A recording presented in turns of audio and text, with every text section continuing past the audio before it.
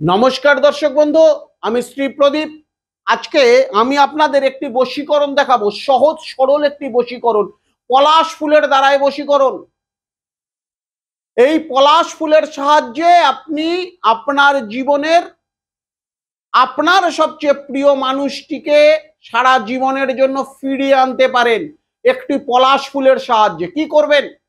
যে কোনো বুধবার দিন এরকম একটু পলাশ ফুল জোগাড় করুন এবং যে মন্ত্রটি বলছি মন্ত্রটি বলে এই ফুলটিকে যে কোনো জলাশয়ে, গঙ্গা বা নদী হলে খুব ভালো হয়, যদি না হয় কোনো পুকুরে করতে হবে। মন্ত্রটি বলে এই রকম 11টি ফুলকে জলে আপনাকে নিক্ষেপ করতে হবে, অর্থাৎ জলে ছুঁড়ে ফেলতে হবে।